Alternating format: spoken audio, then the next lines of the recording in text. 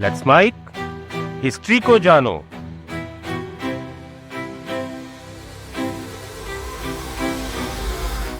आप सुबह उठे, पेट्रोल भरवाने गए और पंप वाले ने कहा आज तेल नहीं है। यह कोई फिल्मी सीन नहीं है। आज दुनिया के कई देशों में लगभग यही हो रहा है। ईरान ने हॉर्मुज की खाड़ी बंद कर दी, वो रास्ता जिससे दुनिया का हर 5वां तेल का टैंकर गुजरता है। अमेरिका और ईरान आमने सामने हैं और ब्रेंट क्रूड $120 पार कर चुका है। लेकिन एक मिनट रुकिए, ये सब पहले भी हो चुका है। जी हाँ, वही ईरान, वही अमेरिका, वही तेल, वही टेंशन। दरअसल अमेरिका और ईरान एक ऐसी फिल्म को दोबारा शूट कर रहे हैं जो पहली बार 1953 में बनी थी। बस उस टाइम पर कैमरा नहीं थे और इसीलिए आपने ये कहानी सुनी नहीं।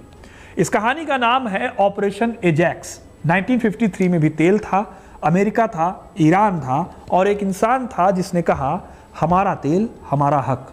बस यही कहना उसके लिए इतना महंगा पड़ा कि उसकी पूरी की पूरी चुनी हुई सरकार, एक डेमोक्रेटिक सरकार, रातों रात उखाड़ फेंकी गई।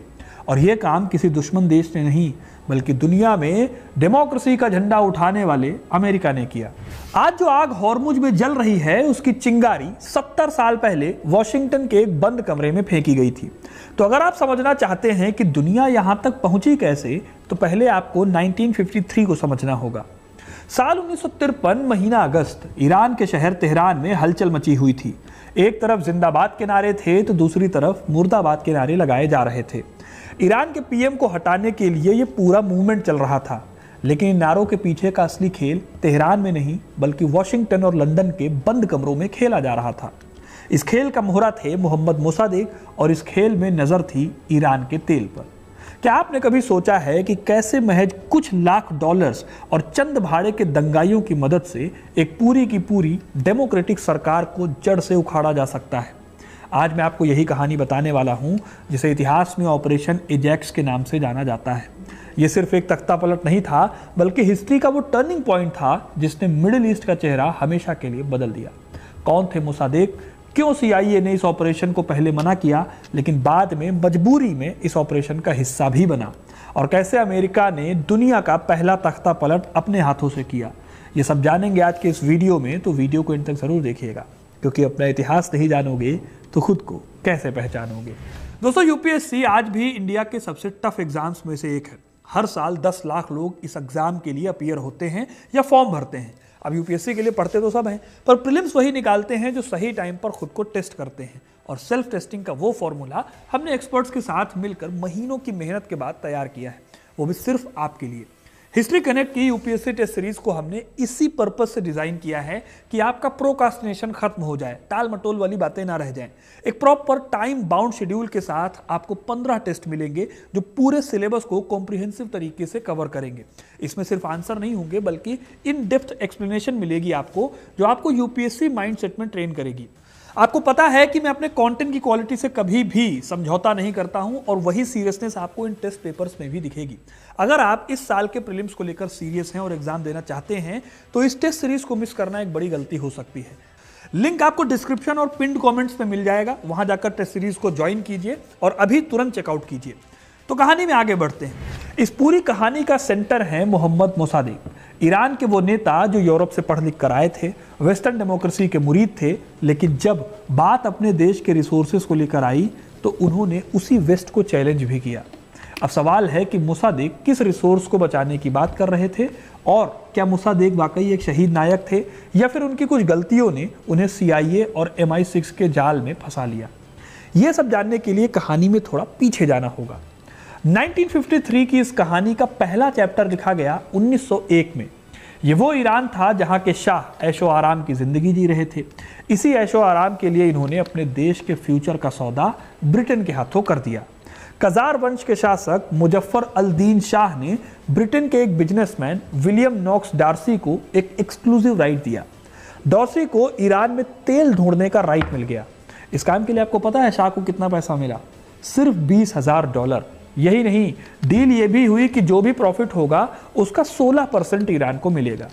मतलब आप ऐसे सोचो कि आपके घर में सोने का संदूक मिले जिसमें हजारों किलो सोना है, उसके लिए आपको कुछ लाख रुपए दे दिए जाए और कहा जाए कि जब सोना बिकेगा तो टोटल प्रॉफिट का सिर्फ 16% आपको मिलेगा।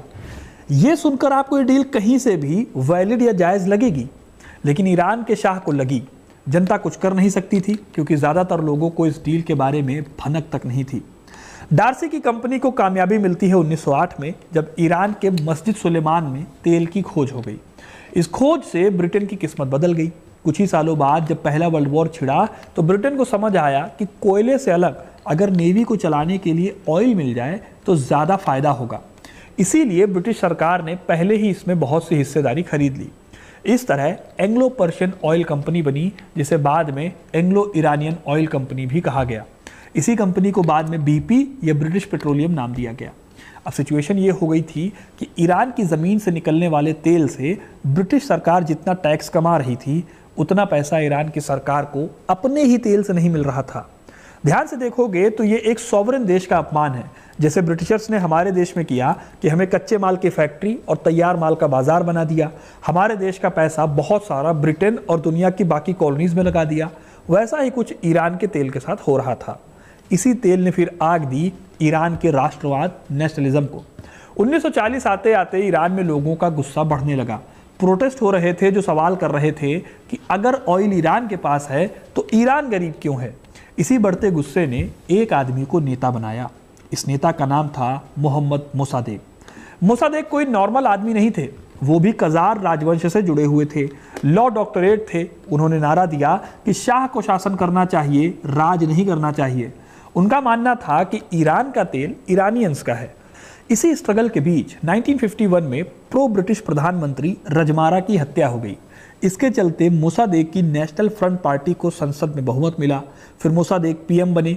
इसके तुरंत बाद मोसादेक ने ईरान के लोगों की बात सुनी और 1 मई 1951 को ईरान ने सर्वसम्मति से अपने तेल इंडस्ट्री का नेशनलाइजेशन कर दिया। मोसादेक के इस फैसले से लंदन में खलबली मच गई। सोचिए कि एक छोटे से देश ने ग्रेट ब्रिटेन की सबसे बड़ी प्रॉपर्टी पर कब्जा किया। ब्रिटेन ने जाहिर है कि इस कदम को अपनी इकोनॉमी पर हमला माना। तुरंत ब्रिटेन ने ईरान पर इकोनॉमिक नाकेबंदी लगा दी। अबादान रिफाइनरी, जो उस टाइम पर दुनिया की सबसे बड़ी रिफाइनरी थी, उसे बंद कर दिया गया। ईरान का तेल ऑयल मार्केट से गायब हो गया, क्योंकि ब्रिटेन ने धमकी दी कि जो भी ईरान से तेल खरीदेगा उस पर लीगल एक्शन लिया जाएगा। ईरान की इकोनॉमी पर अब बहुत प्रेशर पड़ने वाला था। बेरोजगारी बढ़ गई और कीमतें आसमान छूने लगी। ये सारा कुछ हो रहा था ईरान के ऑयल को नेशनलाइज करने की वजह से, अपने ही तेल पर कब्जा करने की वजह से। इन सब के बीच ब्रिटिश PM ने शुरू में सोचा कि मिलिट्री एक्शन लिया जाए, लेकिन तब USA के प्रेसिडेंट हैरी ट्रूमैन ने उनको रोक दिया। ट्रूमैन को डर था कि अगर ब्रिटेन ने अटैक कर दिया तो सोवियत ईरान में घुस जाएगा। नेशनल सिक्योरिटी आर्काइव के 2017 में जारी किए गए डॉक्यूमेंट से पता चलता है कि ट्रूमैन के असिस्टेंट सेक्रेटरी हेनरी बायरोड ने ब्रिटिश प्रपोजल को सिरे से नकारते हुए कहा था, आप मोसादेक को हटा सकते हैं, लेकिन आपका अपना आदमी वहां पर नहीं टिक पाएगा। ये बात इंपॉर्टेंट है। अमेरिका पहले इस तख्ता पलट के खिलाफ था, लेकिन सवाल है कि फिर अमेरिका कैसे ईरान के खिलाफ खड़ा हो गया। हुआ ये कि 1953 में अमेरिका में चुनाव होता है और हैरी ट्रूमैन की जगह USA के प्रेसिडेंट बनते हैं ड्वाइट D आइजनहावर। इनके साथ ही CIA के नए डायरेक्टर बनते हैं एलन डालेस। जैसा कि अक्सर होता है, आपने फील किया होगा कि नई सरकार अपने साथ शासन करने की नई अप्रोच लेकर आती है। वैसा ही कुछ USA के साथ हुआ। USA की अप्रोच अब बदल गई थी और इस नई अप्रोच का फायदा उठाता है ब्रिटेन। अब ये कैसे हुआ, चलो समझाता हूं, क्योंकि अभी थोड़ा सा मामला जो है वो कंफ्यूजिंग होने वाला है, इसलिए ध्यान से सुनिएगा। देखो, आइजनहावर की पार्टी कम्युनिज्म के खिलाफ थी। ब्रिटेन ने अमेरिका को इस ऑपरेशन में घसीटने के लिए इसी कम्युनिज्म का डर दिखाया, सोवियत का डर दिखाया। उन्होंने अमेरिका को समझाया कि मोसादेक कमजोर हो रहे हैं और ईरान में कम्युनिस्ट तुदेह पार्टी सत्ता हथिया सकती है।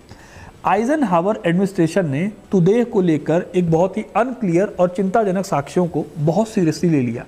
उनके हिसाब से अमेरिकी मकसद सिर्फ तेल नहीं, बल्कि जियो स्ट्रेटेजिक लोकेशन यानी पर्शिया की खाड़ी के तेल के क्षेत्रों और सोवियत सीमा के बीच ईरान की भूमिका ज़्यादा बड़ा रीज़न था। तो सवाल है कि क्या ये लड़ाई सिर्फ तेल के लिए थी या सोवियत संघ के खिलाफ शतरंज की एक चाल थी, या दोनों एक साथ। साल 2013 में डीक्लासिफाई हुए CIA के डॉक्यूमेंट बताते हैं कि USA ने यह जानकर भी तख्ता पलट कराया कि कम्युनिस्ट खतरा कोई बहुत बड़ा खतरा नहीं है। असल में USA को डर इस बात का था कि अगर ईरान जैसा देश वेस्ट के खिलाफ खड़ा होकर कामयाब हो गया तो बाकी दुनिया में भी उसकी ऑयल सप्लाई का कंट्रोल उसके हाथ से निकल सकता है। बस इसी डर ने जन्म दिया ऑपरेशन एजैक्स को। ऑपरेशन एजैक्स को लीड किया था CIA के एक जासूस कर्मिट रूजवेल्ट जूनियर ने। यह अमेरिका के पूर्व राष्ट्रपति थियोडोर रूजवेल्ट के पोते थे। रूजवेल्ट अपने साथ नोटों के सूटकेस के साथ तेहरान पहुंचे थे। ऑपरेशन का प्लान क्या था, आप सुनोगे तो लगेगा कि मिशन इम्पॉसिबल चल रही है। CIA ने ईरान के शाह मोहम्मद रजा पहलवी का भरोसा जीता। शाह पहले तो डर गए, वो मोसादेक को हटाने का आदेश देने से डर रहे थे, लेकिन CIA और उनकी अपनी जुड़वा बहन राजकुमारी अशरफ ने उन पर इतना प्रेशर डाला कि वो मान गए। 15 अगस्त 1953 की रात कर्नल नसीरी शाह का फरमान लेकर मोसादेक पहुंचे, लेकिन मोसादेक को पहले से ही इस बात की भनक लग गई थी। उन्होंने कर्नल नसीरी को गिरफ्तार किया और तख्ता पलट की पहली कोशिश नाकाम हो गई। शाह घबराकर पहले बगदाद और फिर रोम भाग गए। वॉशिंगटन में CIA के हेडक्वार्टर में मातम छा गया। मैसेज भेजा गया, ऑपरेशन फेल हो गया है, रूजवेल्ट को तुरंत बाहर निकल जाना चाहिए। लेकिन कर्मिट रूजवेल्ट ने हार नहीं मानी। उन्होंने अपने मिशन का प्लान B एक्टिवेट किया। यहीं से शुरू होता है हिस्ट्री का सबसे डार्क चैप्टर। रूजवेल्ट ने तेहरान के बाजारों में पैसा फैलाना शुरू किया। CIA ने रिलीजियस लीडर्स, गुंडों और अखबारों के मालिकों को खरीदना शुरू किया। हिस्टोरियन अली रहनुमा अपनी किताब behind the 1953 coup in Iran में बताते हैं कि शाबान जाफरी जैसे नामी पहलवानों और क्रिमिनल्स को भाड़े पर लिया गया ताकि वो सड़कों पर दंगे भड़का सकें। क्या आप भरोसा करेंगे कि CIA के एजेंट्स ने खुद को कम्युनिस्ट बताकर मस्जिदों पर हमले किए ताकि जो रिलीजियस जनता है वो मोसादेक के खिलाफ हो जाए। ये फॉल्स फ्लैग ऑपरेशंस की वो रणनीति थी जिसने पूरे शहर में अराजकता फैला दी। 19 अगस्त 1953 की सुबह तेहरान की सड़कों पर अचानक भीड़ उमड़ पड़ी। ये वो लोग थे जिन्हें बेबहानी डॉलर्स देकर लाया गया था। CIA ने रेडियो तेहरान पर कब्जा कर लिया। आर्मी के टैंक मोसादेक के घर की तरफ बढ़ने लगे। मोसादेक जो उस वक्त अपने घर में बीमार पड़े थे, उन्होंने अपनी जान बचाने के लिए दीवार फांद कर भागना पड़ा। शाम होते होते जनरल जाहेदी ने खुद को नया PM डिक्लेयर कर दिया। रोम के एक होटल में चाय पी रहे शाह को जब ये खबर मिली तो उनके शब्द थे, मुझे पता था कि वो मुझसे प्यार करते हैं। लेकिन क्या वो वाकई प्यार था या CIA की खरीदी हुई वफादारी थी? इस तख्ता पलट की कीमत क्या चुकानी पड़ी ईरान को? ऑफिशियली लगभग 200 से 300 लोग मारे गए। मोसादेक को अरेस्ट किया गया, उन पर देशद्रोह का मुकदमा चला और उन्हें 3 साल की जेल के बाद मरते दम तक उनके गांव में नजरबंद रखा गया। उनके सबसे वफादार साथी विदेश मंत्री हुसैन फातिमी को गोलियों से भून दिया गया। ईरान का ऑयल दोबारा वेस्ट के पास चला गया।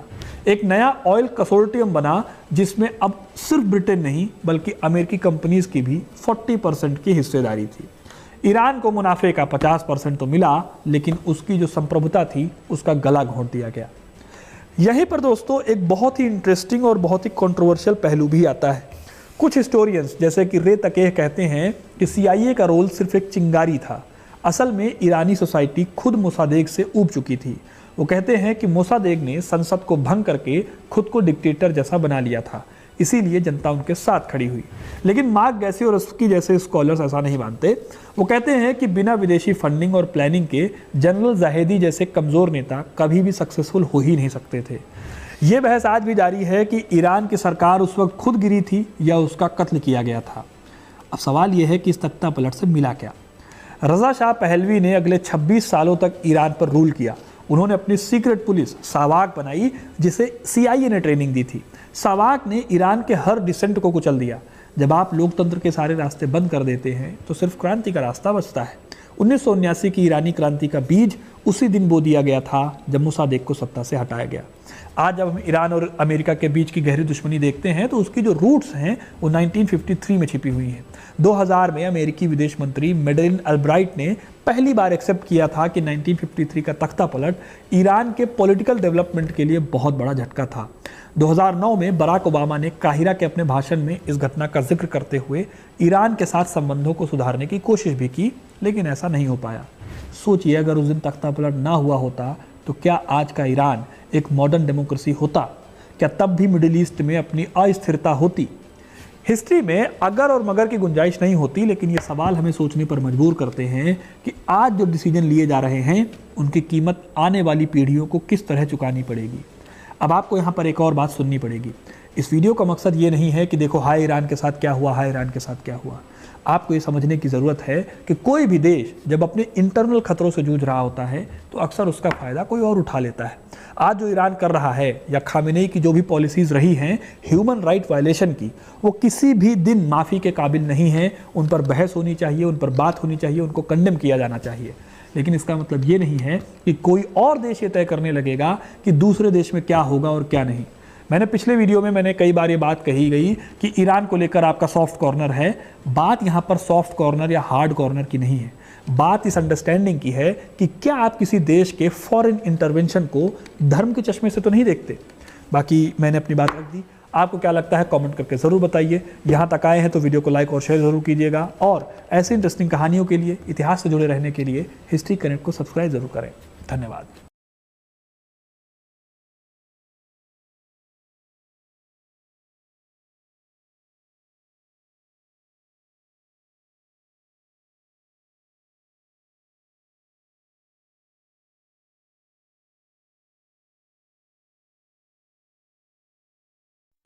आप सुन रहे थे let's mind more than radio.